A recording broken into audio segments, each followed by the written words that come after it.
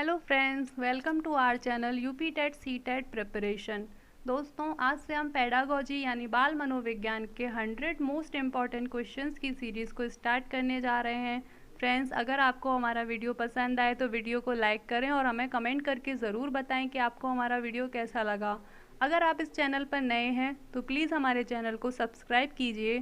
तो चलिए friends, start करते हैं। क्वेश्चन नंबर 1, यह कथन किसके द्वारा दिया गया है कि स्मृति सीखी हुई वस्तु का सीधा उपयोग है? तो यह कथन वुडवर्थ के द्वारा दिया गया है। प्रयास एवं भूल सिद्धांत के प्रतिपादक कौन हैं? तो प्रयास एवं भूल सिद्धांत के प्रतिपादक थॉर्नडाइक हैं। लिखने का सर्वाधिक उपयुक्त अर्थ होगा? तो लिखने का सर्वाधिक उपयुक्त अर्थ व्यवहार में परिमार्जन होगा।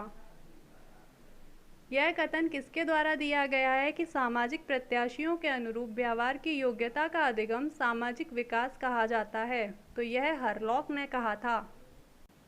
सृजनशीलता के पोषण हेतु एक अध्यापक को अपने विद्यार्थियों को रखना चाहिए कार्य केंद्रित एवं लक्ष्य केंद्रित। सीखने का सिद्धांत जो केवल अवलोकित व्यवहार पर निर्भर है, सीखने के किस सिद्धांत से जुड़ा हुआ है? तो यह व्यवहारात्मक सिद्धांत से जुड़ा हुआ है। वर्तमान समय में शिक्षा का सबसे उपयुक्त उपागम कौन सा माना जाता है?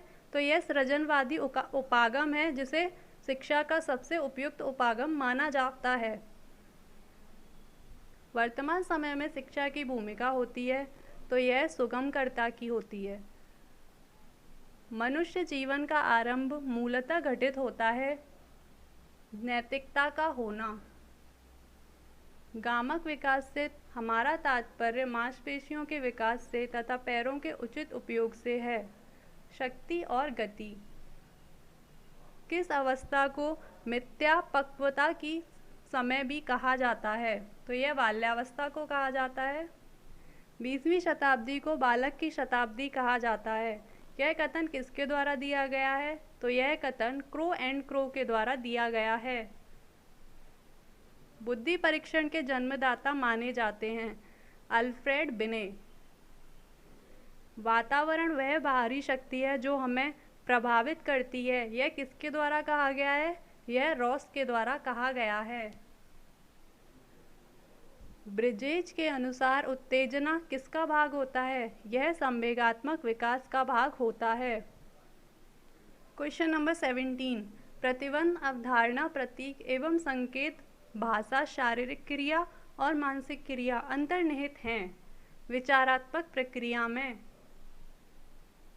छोटा शिशु खिलौनों तथा अन्य वस्तुओं को लेकर उसके भावों को अलग करके किस भाग को दर्शाता है? जिज्ञासा प्रवृत्ति को। अतिरिक्त शक्ति के सिद्धांत का संबंध होता है खेल से।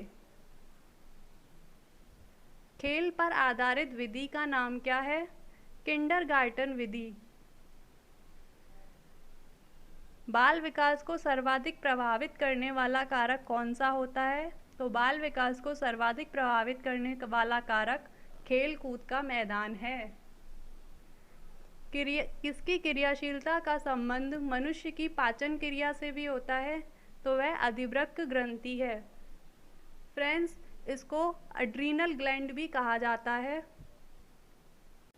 एड्रीनल ग्लैंड किडनी के ऊपर स्थित होती है। नेक्स्ट क्वेश्चन, ग्रंथि की दोषपूर्ण कार्य करने के कारण व्यक्ति का लैंगिक विकास उचित रूप से नहीं हो पाता। यह पीनियल ग्रंथि है। पीनियल ग्रंथि मस्तिष्क के पीछे के भाग में स्थित होती है। किंडरगार्टन विधि के जनक कौन है? किंडरगार्टन विधि के जनक फ्रॉबेल को माना जाता है। किस विधि में शिक्षण सूत्र का प्रयोग होता है? आगमन विधि में। फ्रेंड्स, आपको बता दें कि आगमन विधि में ज्ञात से अज्ञात की ओर, मूर्त से अमूर्त की ओर तथा विशिष्ट से सामान्य की ओर शिक्षण सूत्रों का प्रयोग किया जाता है। देखो, सुनो और बोलो किस विधि पर आधारित है? तो यह प्रदर्शन विधि पर आधारित है। वह कौन सी विधि है जिसमें पहले नियम बताया जाता है, बाद में उदाहरण बताया जाता है? तो यह निगमन विधि है। निगमन विधि में सामान्य से विशेष की ओर चलते हैं। नेक्स्ट क्वेश्चन, उस विधि का नाम बताइए जिसमें पहले उदाहरण बताया जाता है तथा बाद में नियम बताया जाता है। तो यह आगमन विधि है। विशिष्ट से सामान्य की ओर कौन सी विधि होती है? तो यह निगमन विधि होती है। ज्ञात से अज्ञात की ओर किस विधि में पढ़ते हैं? तो यह संश्लेषण विधि में पढ़ते हैं। फ्रेंड्स, आज हमने 100 मोस्ट इम्पॉर्टेंट क्वेश्चंस की सीरीज़ में से 30 क्वेश्चंस को कंप्लीट कर लिया है। अगर आपको हमारा वीडियो पसंद आया हो तो वीडियो को लाइक करें और कमेंट करके हमें ज़रूर बताएं कि आपको हमारा वीडियो कैसा लगा। और अभी आप इस चैनल पर नए हैं तो इस चैनल को सब्सक्राइब करें और बेल आइकन को ज़रूर प्रेस करें।